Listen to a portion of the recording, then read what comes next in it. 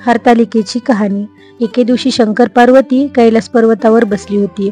पार्वतीने शंकरास विचारले, महाराज, सर्व व्रतात चांगले असे व्रत कोणते?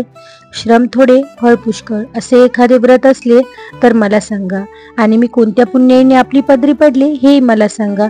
तेव्हा शंकर म्हणाला, जसा नक्षत्रात चंद्र श्रेष्ठ, ग्रहात सूर्य श्रेष्ठ, 4 वर्णात ब्राह्मण श्रेष्ठ, देवसांत विष्णू श्रेष्ठ आहे, ते तुला सांगतो. तेच तू पूर्वजन्मी हिमालय पर्वतावर केलेस आणि त्याच पुण्याने तू मला प्राप्त झालीस, ते ऐक. हे व्रत भाद्रपद महिन्यातल्या पहिल्या तृतीयेला करावे. ते पूर्वी तू कसे केलेस ते मी तुला सांगतो. तू लहानपणी मी तुला प्राप्त व्हावा म्हणून मोठे तप केलेस.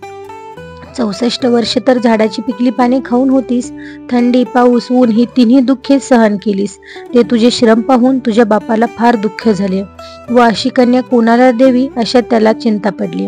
इतक्यात तिथे नारद मुनी आले. हिमालयाने त्यांची पूजा केली व येण्याचे कारण विचारले. तेव्हा नारद म्हणाले, तुझी कन्या उपवर झाली आहे, ती विष्णूला देवी. तो तिच्या योग्य नवरा आहे. त्यांनीच मला तुझ्याकडे मागणी करण्यास पाठविले आहे, म्हणून मी आलो आहे. हिमालयाला मोठा आनंद झाला. त्याने ही गोष्ट कबूल केली. नंतर नारद तिथून विष्णूकडे आले. त्यांना ही हकीकत कळविली व आपण निघून दुसरीकडे गेले. नारद गेल्यावर तुझ्या बापाने ही गोष्ट तुला सांगितली. ती गोष्ट तुला रुचली नाही. तू रागवलीस. असे पाहून तुझ्या सखीने रागवण्याचे कारण विचारले. तेव्हा तू सांगितलंस, महादेवा वाचून मला दुसरा पती करणे नाही, असा माझा निश्चय आहे. असे असून माझ्या बापाने मला विष्णूला देण्याचे कबूल केले आहे. याला उपाय काय करावा? मग तुला तुझ्या सखीने एका घोर अरण्यात नेले. तिथे गेल्यावर एक नदी दृष्टीस पडली. जवळच एक गुहा आढळली. त्या गुहेत जाऊन तू उपवास केलास.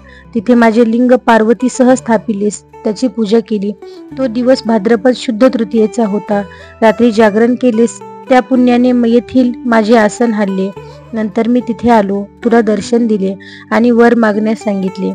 तू म्हणाली, आपण माझे पती व्हावे, याशिवाय दुसरी इच्छा नाही. नंतर ती गोष्ट मी मान्य केली. गुप्त झालो. पुढे दुसऱ्या दिवशी ती व्रत पूजा तू विसर्जन केलीस.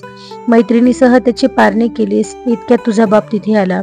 त्याने तुला इकडे पळून येण्याचे कारण विचारले. मग तू झालेली हकीकत त्याला सांगितली. पुढे त्याने तुला मलाच देण्याचे वचन दिले. तुला घेऊन घरी गेला. मग काही दिवसांनी चांगला मुहूर्त पाहून मला अर्पण केले. अशा या व्रताने तुझी इच्छा पूर्ण झाली. याला हरतालिका व्रत असे म्हणतात. याचा विधी असा आहे, ज्या ठिकाणी हे व्रत करायचे असेल त्या ठिकाणी तोरण बांधावे.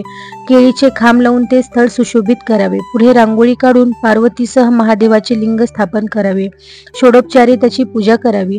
मनोभावे त्याची प्रार्थना करावी व नंतर ही कहाणी करावी व रात्री जागरण करावे. या व्रताने प्राणी पापांपासून मुक्त होतो. 7 जन्माचे पातक नाहीसे होते. राज्य मिळते. स्त्रियांचे सौभाग्य वाढते. या दिवशी बायकांनी जर काही खाल्ले तर त्या 7 जन्म वंध्या, दरिद्री व विधवा होतात. दरिद्र येते आणि अंतिपुत्र शोक होतो. कहाणी केल्यावर सुवासनीस यथाशक्ती वाणी द्यावी. दुसऱ्या दिवशी उत्तर पूजा करावी आणि व्रताचे विसर्जन करावे. ही 60 उत्तराची कहाणी. 5 उत्तरी देव ब्राह्मणाचे द्वारी, गायीचे गोठी, पिंपळाची पारी, सफळ संपूर्ण.